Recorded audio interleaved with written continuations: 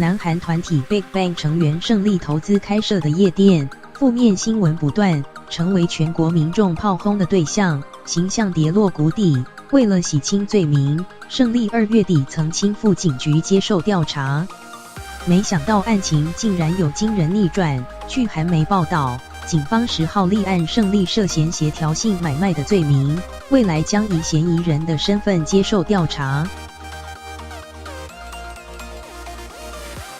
南韩主播、歌手 BigBang 的成员胜利遭指控2015年对外国投资客性招待，检方从早上11点开始搜查，长达3个小时进行3个小时的扣押搜查。警方从夜店拿出一箱一箱证物，结束离开。这间就是南韩天团 BigBang 的老幺成员胜利投资开设的夜店，目前已经停业接受调查，就连胜利本人也亲上警局，想到案情竟然有惊人逆转。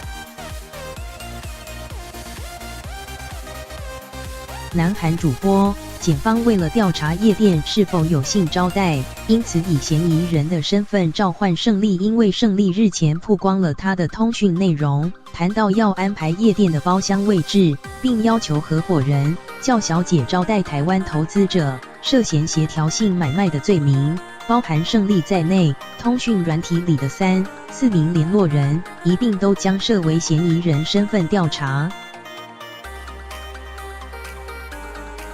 南韩主播胜利即将入伍军队服役，在25号前，警方将会加速调查。就连之前爆出李姓合伙人贿赂警方，现在也被认定是共犯。一直以来，胜利都是以配合调查的身份亲赴警局，如今事件反转，他成了嫌疑人，也让许多粉丝崩溃，直呼怎么会这样。